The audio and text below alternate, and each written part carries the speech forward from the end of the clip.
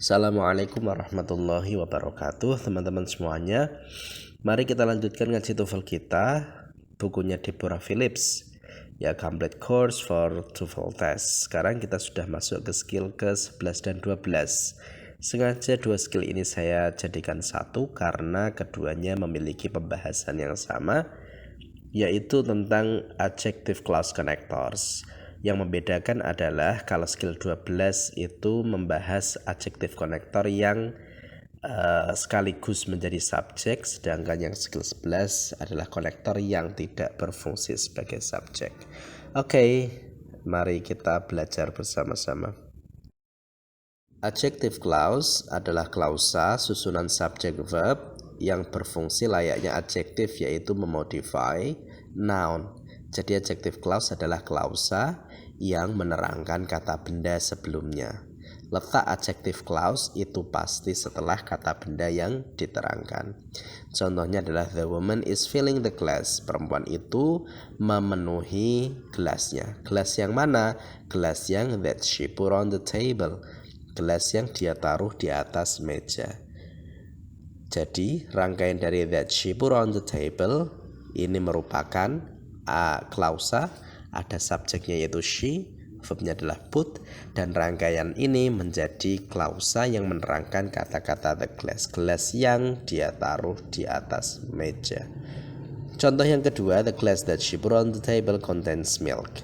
Nah, di sini ada ada kata benda yaitu the glass, lalu dia diterangkan oleh klausa setelahnya that she put on the table. Ada subjek dan verbnya di sini, dan rangkaian dari subjek verb ini menerangkan kata the glass. Lalu the glass ini menjadi subjek dari atau main clause-nya atau kata kalimat induknya. The glass contains milk. Ya, gelasnya itu berisi susu. Gelas yang mana? Gelas yang ditaruh di atas meja. Sehingga di sini bisa kita simpulkan bahwa satu kalimat ini ada dua klausa, yaitu main clause yang bisa berpotensi berdiri sendiri atau bisa menjadi kalimat. Kalau yang contoh yang pertama, the woman is filling the glass, ini merupakan induk kalimatnya. Jadi misalkan yang that she put on the table ini dibuang, the woman is filling the glass, ini bisa difahami. Sedangkan contoh kalimat yang kedua ini, induk kalimatnya adalah the glass contains milk. Gelasnya berisi susu. Sedangkan yang dicetak miring ini adalah anak kalimatnya atau yang disebut dengan adjective clause. Adjective clause ini memiliki 4 sifat. Yang pertama adalah dependent clause that must be joined to independent clause. Jadi anak kalimat ini tidak bisa berdiri sendiri. Dia harus digabungkan dengan independent clause. Yang kedua, dia itu mendeskripsikan a noun atau pronoun. Dia pasti menjelaskan sebuah kata benda atau sebuah kata ganti. Lalu yang ketiga, dia itu often placed in a sentence right after the noun they describe. Jadi adjective clause ini biasanya diletakkan setelah kata benda yang dijelaskan. Dan yang terakhir, dia adalah add details to sentences by functioning as adjective. Jadi dia itu menambahkan arti atau menambahkan keterangan dalam sebuah kalimat yang berfungsi sebagai adjektif. Fungsinya adjektif adalah menerangkan kata benda. Jadi that she put on the table ini menerangkan kata the glass. Gelas yang mana? Gelas yang dia taruh di atas meja. Sehingga bisa disimpulkan bahwa adjective clause ini bermakna yang. Ya, seperti isim mausul kalau dalam bahasa Arab.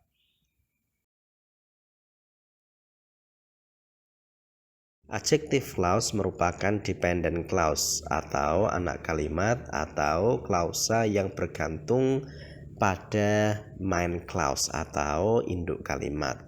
Nah, adjective clause ini selalu diawali dengan konektor atau relative pronoun, kata ganti yang menghubungkan antara anak kalimat dengan induknya. Jadi di sini ada dua klausa, klausa anak dan klausa induk. Masing-masing memiliki subjek dan verbnya sendiri. Nah, klausa anak ini selalu diawali dengan konektor atau relative pronoun. Relative pronoun ini nanti macamnya ada 4 paling tidak, nanti akan ada tambahan, tetapi yang paling utama adalah 4 ini. Yang pertama dan kedua yaitu who dan whom, ini untuk manusia. Yang ketiga that, ini bisa untuk manusia dan benda. Sedangkan yang terakhir adalah which, itu untuk benda saja. Who ini merupakan relative pronoun yang digunakan untuk people, manusia, dan dia posisinya sebagai subjek dalam adjective clause, dalam anak kalimat. Kita lihat contoh, the lady who teaches English is my mentor. Nah, di sini ada relative pronoun yaitu who, maka setelahnya ini merupakan rangkaian dari adjective clause. Who teaches English, yang mengajar bahasa Inggris. Ini merupakan anak kalimat. Ya, kenapa kita pakai who? Karena dia menggantikan dari lady atau menjelaskan si lady. Maka kita pakai who. Perempuan yang mengajar itu berarti kan manusia. Dan posisinya sebagai subjek, who ini merupakan subjek, lalu verbnya adalah teaches. Dan rangkaian who teaches English ini merupakan adjective clause, ya, dia klausa yang menerangkan the lady. Wanita itu adalah mentorku. Wanita yang mana? Wanita yang mengajar bahasa Inggris. Contoh yang kedua adalah konektor yang pakai whom. Dia sama untuk manusia tetapi posisinya sebagai objek. Contohnya adalah the woman whom he helped was my friend.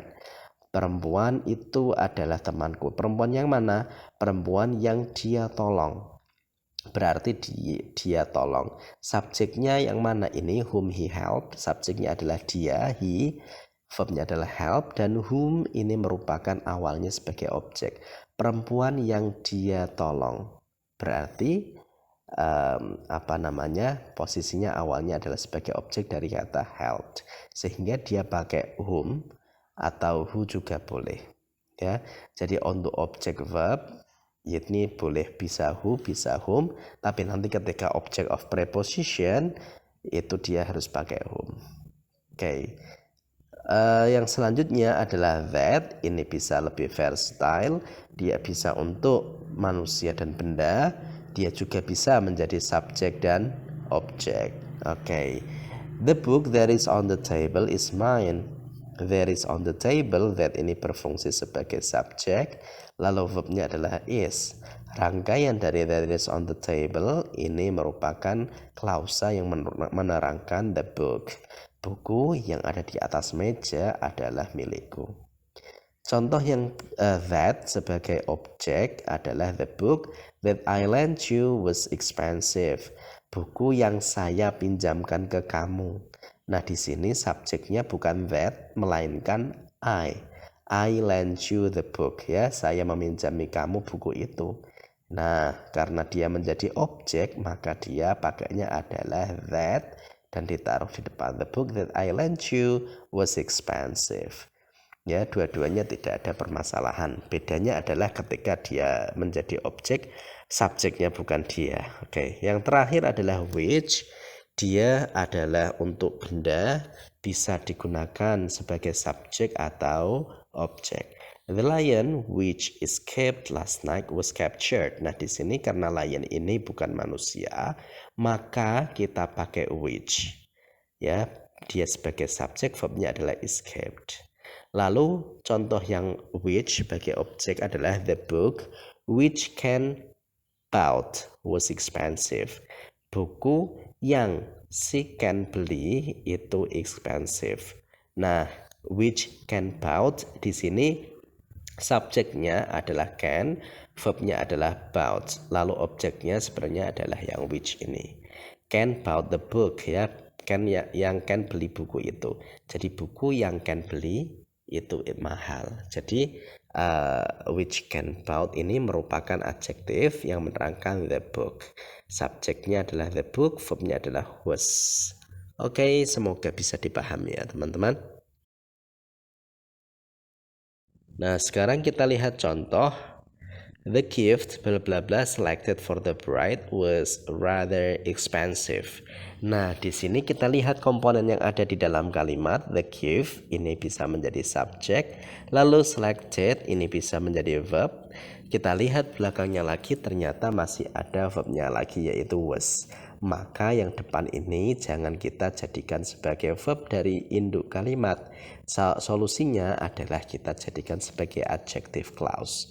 Ketika kita mau menjadikan adjective clause, maka kita perlu adanya konektor. Dari 4 ini yang ada konektornya adalah yang delta. Ya, dan di sini kita dapat konektor dan subjek. The gift which we selected for the bride, hadiah yang kita pilihkan untuk pengantin, was rather expensive. Dari tadi contohnya expensive semuanya ya.